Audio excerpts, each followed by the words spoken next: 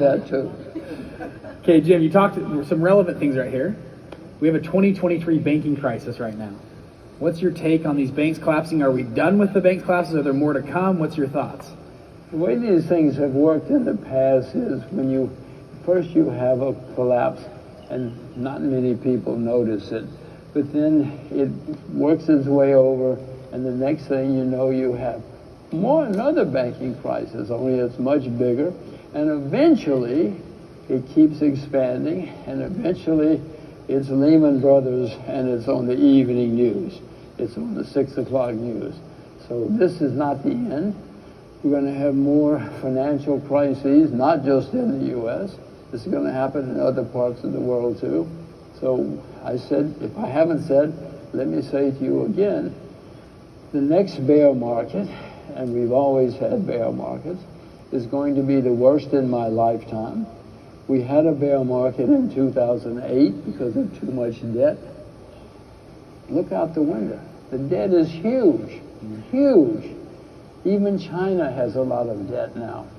So the next time we have a bear market, it's going to be the worst in my lifetime. That's just a simple fact, looking at history and the way the world works. So be worried. Interesting. On that note, do you currently, your portfolio, if I can ask, do you have more short positions, long positions, or more just neutral cash? Where do you sit right now currently in your portfolio? Extremely good question. I have very few shorts right now, and the reason for that is because I expect one last blow-off rally. Listen, my market timing is horrible. I am the worst at market timing in this room, but my view is that as I look at the world, we're going to have a last blow-off rally in the market. I don't know why, but that I hope I'm smart enough to short that market, that rally, that blow-off rally. Yeah. So I have very few shorts right now, but I'm waiting. You're planning, yeah, gotcha. Now, you mentioned a lot about China. So we talked yesterday, actually. I lived in Taiwan for a little bit. I love the Asian countries, etc. Right now, we have this new formation of the BRICS nations. I think 19 countries just bid to join the BRICS nations, joining with China, Brazil, India, Russia, South Africa, etc. What's your take on almost these two systems that are starting to emerge? People like Ray Dalio talk about the world-changing order, currencies disrupting the UN versus the US dollar. Where do you sit in that discussion?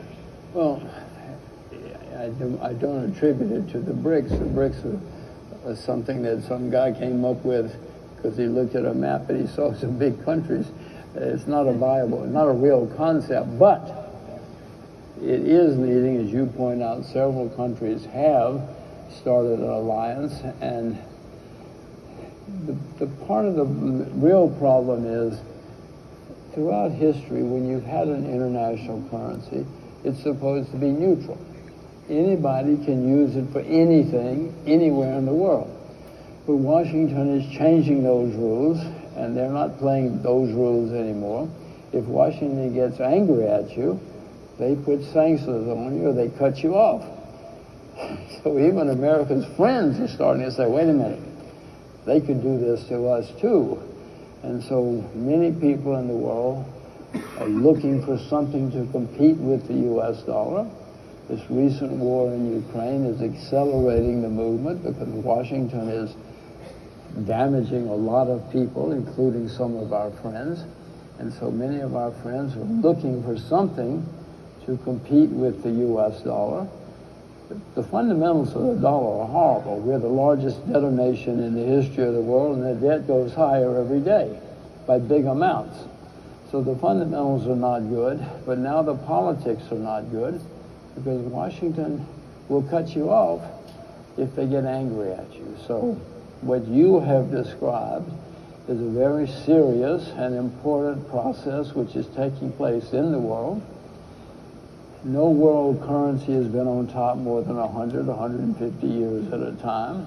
They all change eventually. We have been on top for a long time.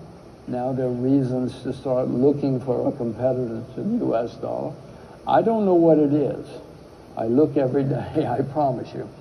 You would think it would be the Chinese renminbi, but the renminbi is not convertible.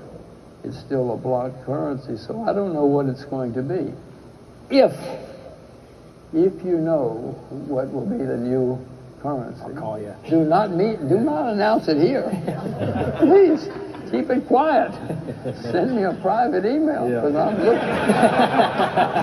I am looking every day for the next competitor to the dollar. Oh, I love it. I've got a bunch more questions, but let's take a few from the audience. It'll be fun.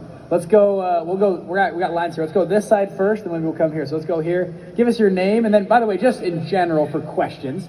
If you're in line or something, we've already covered something. If you can, we only got so much time with Jim, so maybe find a new something or whatever, and then and if I don't like the question, I'm just going to throw it out. Hey, we'll get a new question, okay? We're going to keep things efficient. But tell us your name, and then we'll go quick. Am I on?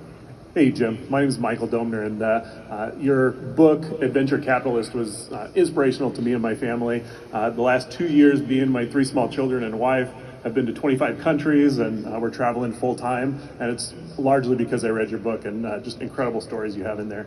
So you're rich. It's actually cheaper to That's travel why the you world can't than be it is to live here in California, where my home is. So, I see why you're here. You're rich. You've come to. Go ahead. I guess kind of playing off of that, the questions of currencies, is there a reason that you don't see cryptocurrencies like kind of the decentralized nature of that as the natural next competitor to the dollar? Or do you see that as coming up, or is that are you writing that off? Well, I have friends who trade cryptocurrencies, and they're good traders. I'm the worst trader in the world, so I have neither bought nor sold any cryptocurrencies. But many cryptocurrencies, as you know, have already disappeared and gone to zero. In my view, in the end, they all will go to zero. Every government in the world now is working on computer money. Let's call it computer money. In China, you cannot take a taxi with money. You cannot buy an ice cream. You have to have your computer money. We in the U.S. are working on it. Everybody's working on it. But in my assessment, when the U.S. finally says, okay, this is money now, I don't think that Washington is going to say, this is money, but if you want to use their money, you can use that money. That's not the way bureaucrats think, certainly not our bureaucrats. You know, our bureaucrats want control, and they want to know everything that's happening. So I am not buying or selling, nor selling short any cryptos, but if you're good at it, and if you're a good trader, you can probably make a fortune. I am very bad at trading, so I'm not trying. Great. Thank you, Jim. Thank you. Good question. On top of that, what's the probability the United States launches a central bank digital currency, in your opinion? Well, I'm sure everybody. China, it's already happening in some countries. Governments like it. It's cheap. They don't have to print it. They don't have to transport it. They don't have to do anything. But more important, from the government's point of view, they know everything you do. And my God, they love that. They want to know everything you do, and when you do it, and why you do it. It's not good for us. It's certainly not good for anybody in this room, but the governments love it, so I'm sure that eventually we're all going to have computer money. Call it what you will. Whether we like, I don't like it. Who cares what I like? I love it. Let's go over here. Name and then question, yeah. Yes. Hey Jim, my name is Jacob Greek. Because of your influence, I've been living in South America for the past couple months, and when I saw you speaking, I had to fly up. My question is, what is AI technology going to influence the market, investing in China? Well, I'm sure I don't have to tell anybody in this room, AI is going to change everything we know. It already is changing many things we know. It's going to put a lot of companies out of business. A lot of people are going to lose their jobs because of AI, but electricity put a lot of people out of business. Electricity caused many people to lose their jobs.